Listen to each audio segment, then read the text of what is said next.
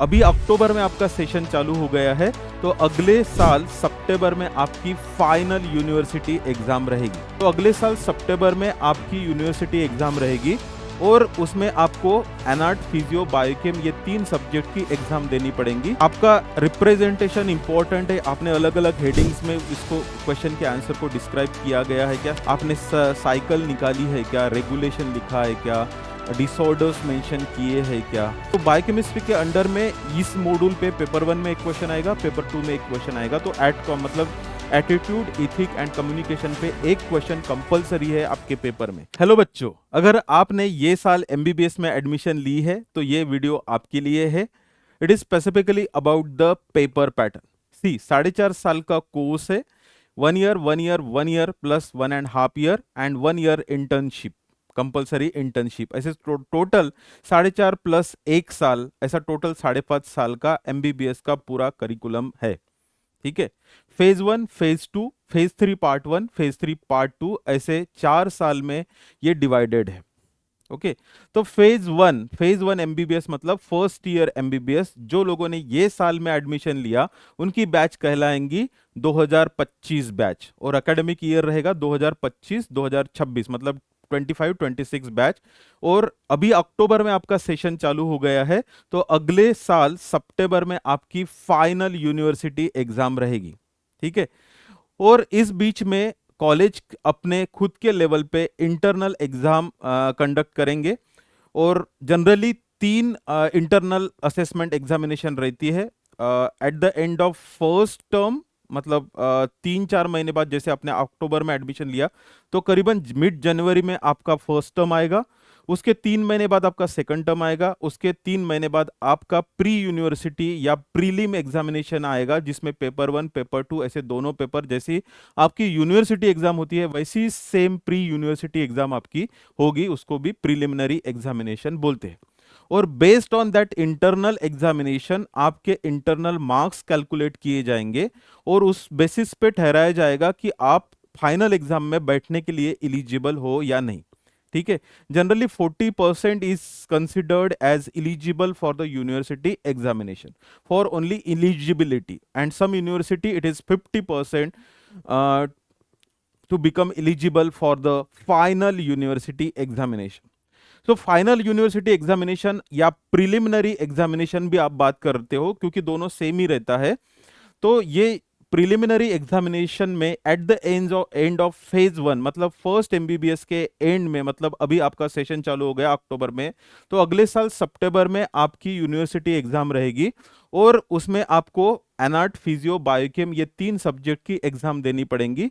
तीनों सब्जेक्ट के 2-2 पेपर है, पेपर 1 100 मार्क, पेपर 2 100 मार्क, तीनों सब्जेक्ट के एनार्ट, फिजियो, बायोकेम, ये तीनों सब्जेक्ट का at the end of the first year आपकी एग्जाम होगी, और वो डिसाइड करेगा कि आप सेकंड ईयर में जाओगे या नहीं जाओगे। इन केस किसी का एक आधा सब्जेक्ट रह गया या इन केस किसी का बैक रह गया, तो university within 6 to 8 week मतलब 1.5 से 2 महीने के अंदर में आपकी एग्जाम लेगी, और आप अपने रेगुलर बैच को ज्वाइन कर सकते हो अगर आप पास हो गए तो। ठीक है, आप जाओ, आपका ईयर, आपका साल वेस्ट नहीं होगा। अगर आप वो जो रिपीट एग्जाम होगी 1-1.5 महीने बाद, उसमें आपने क्लियर कर लिया तो आप सेकंड ईयर में जाओगे। लेकिन ये सोचो ही मत, आपको क्लियर करना है, आप क्लियर होगे भी अगर आप रेगुलर और कंसिस्टेंट रहे तो। ठीक है, सो एनार्ट, फिजियो, बायोकेम 3 पेपर देना है। 100 मार्क का पेपर 1, 100 मार्क का पेपर 2, ऐसा डिस्ट्रीब्यूशन है। तो पेपर पैटर्न हम डिस्कस करेंगे। सी, ये आपका पेपर पैटर्न है, मैं जनरल आइडिया देता हूं आपका पेपर पैटर्न कैसे रहता है।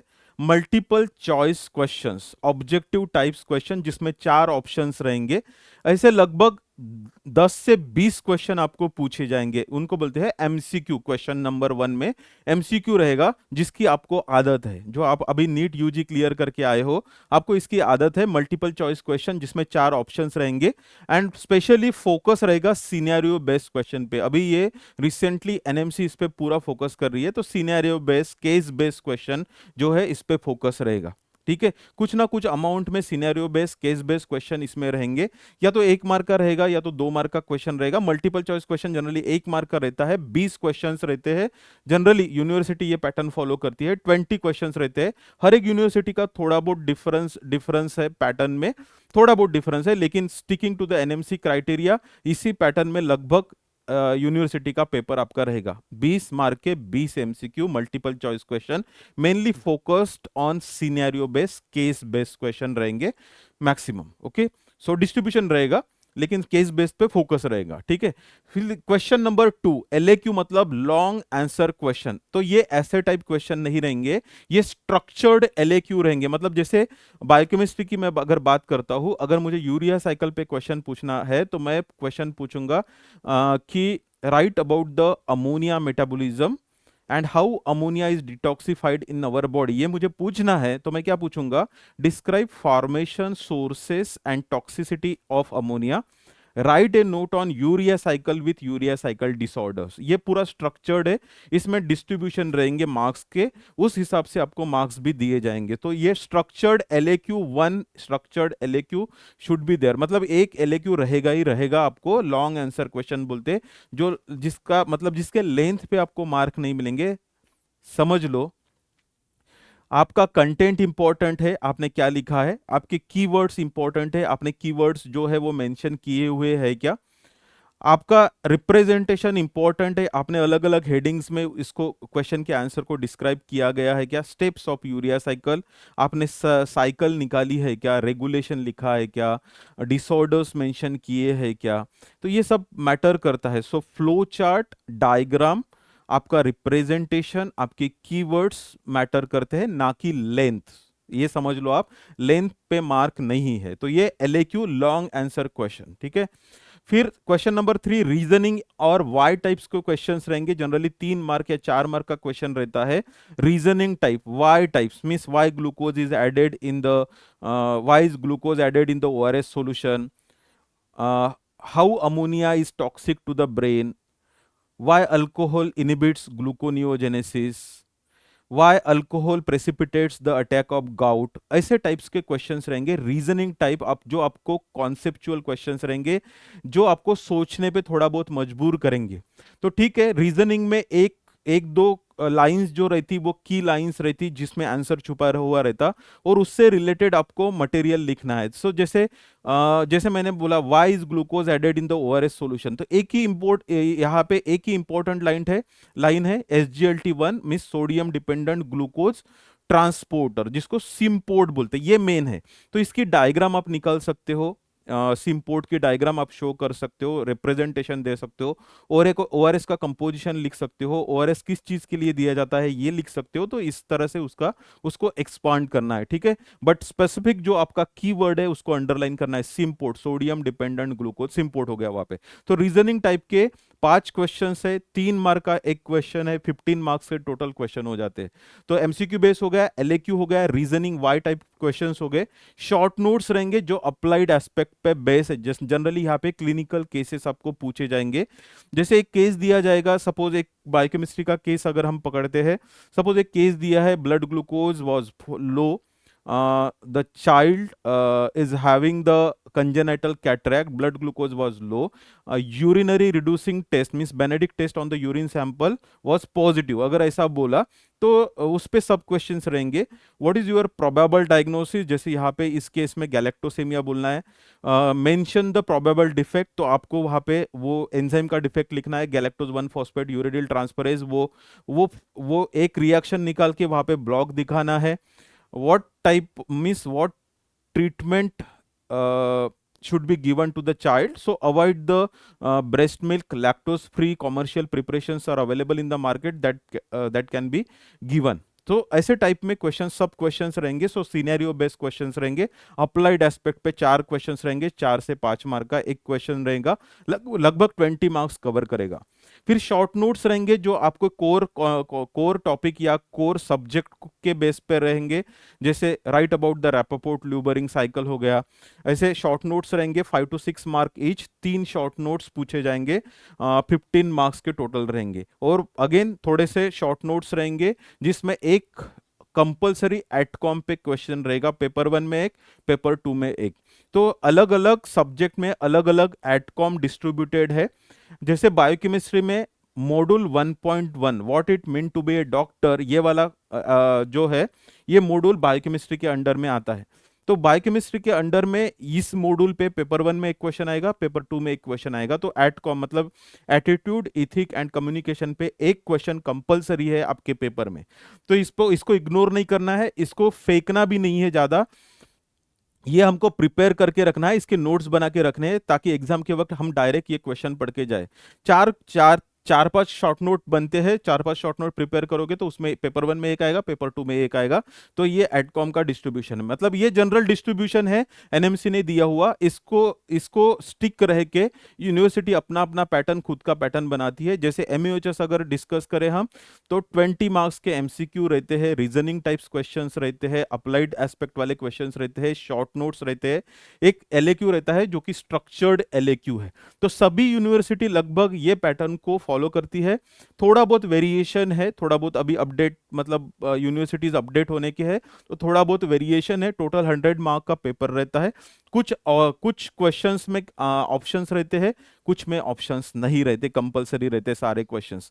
तो अटेम्प्ट करना बहुत इंपॉर्टेंट है, क्योंकि अटेम्प्ट अगर करोगे, सपोज आप 50 पे अटक गए, मतलब 100 में से 50 पे आप मतलब 49 पे आप अटक गए और आपको 1 मार्क चाहिए पासिंग के लिए, और एक क्वेश्चन जो आपको आता नहीं लेकिन आपने अटेम्प्ट कर दिया, उसके रिलेटेड कुछ तो भी लिख दिया, तो आपको वो 1 मार्क मिलेगा, उस वहां पे वो काम कर जाएगा।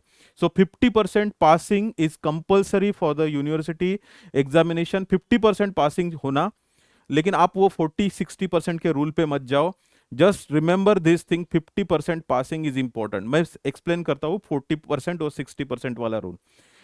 वो दिया है एनएमसी ने 40% इन ईच पेपर, मतलब पेपर 1 में 40 मार्क्स, पेपर 2 में 40 मार्क्स। अगर आप ये पैटर्न के बारे में सोचते हो, इसके बारे में सोचो मत। सी पेपर 1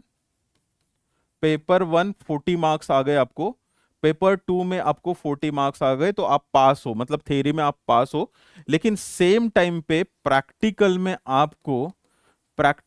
आपको आउट ऑफ 100 70 स्कोर करना पड़ेगा, क्योंकि टोटल अगर आपको 50% लाना है तो, और टोटल पासिंग परसेंटेज इज 50%। 50% के ऊपर पासिंग है। अगर ये सिनेरियो है तो आप पास हो, मतलब थ्योरी में 40%, प्रैक्टिकल में यहाँ पे तो 70% हो रहा, लेकिन 70% होके भी ये कवर अप नहीं कर रहा। यहाँ पे 10 मार्क डेफिसिट है, यहाँ पे 10 मार्क का डेफिसिट है, यहाँ पे 10 मार्क का डेफिसिट है। तो ये 20 मार्क्स आपको प्रैक्टिकल में करने पड़ेंगे, तभी आप पास होगे 40-60% वाले रूल में। लेकिन इस पे जाओ ही मत, ये आप याद रखो कि 50% minimum is passing, 50% is passing. ये आपको पेपर 1 में 50 मार्क लाना है, पेपर 2 में आपको 50 मार्क लाना है, प्रैक्टिकल में आपको 100 में से 50 मार्क लाना है। Out of 300 marks 150 should be there for the passing. लेकिन पासिंग के बारे में सोचो मत, एक्सलेंट के लिए कोशिश करो, एम फॉर द हाई के लिए कोशिश करो। जहां पे भी लैंड अप होंगे, बेटर पोजीशन पे लैंड अप होंगे, आप आराम से 60-70% आराम से स्कोर कर सकते हो। अगर थोड़ी मेहनत की आप लोगों ने, तो आप 70 के बियॉन्ड भी जा सकते हो, आराम से जा सकते हो। अगर रेगुलर स्टूडेंट हो, कंसिस्टेंट हो आपकी पढ़ाई में, तो आराम से जा सकते हो। रिमेंबर, ये एक एनएमसी का पैटर्न है, जो जिसको स्टिक रह के यूनिवर्सिटी अपना पेपर पैटर्न बनाती है। हर एक यूनिवर्सिटी का अपना अपना अलग पैटर्न है। लास्ट 5-6 साल के आप पेपर देखो, उसमें से क्वेश्चन निकाल के रखो, और वो टॉपिक वाइज आप जो भी बुक पढ़ रहे, जो भी नोट्स पढ़ रहे, उसके ऊपर लिख के रखो, तो आपका प्रिपरेशन जो है इजी जाएगा। जब भी वो आप टॉपिक ओपन करोगे, जैसे एंजाइम टॉपिक आपको पढ़ना है, तो अपने 5 साल के अगर क्वेश्चन देख लिए, तो उसमें क्वेश्चंस रहेंगे डायग्नोस्टिक इंपॉर्टेंस ऑफ एंजाइम, या तो classify enzyme with suitable example. तो आप लिख के रखोगे तो आपको पता रहेगा कि यही क्वेश्चन पूछे जाते हैं, इस टाइप के क्वेश्चन पूछे जाते हैं, तो आपका प्रिपरेशन जो है वो इजी हो जाएगा। So best of luck all of you. This is about the common NMC pattern through out the India, but every university has its own pattern, but it is somewhat around this pattern. So this is all for today. Thank you very much all of you. Thank you.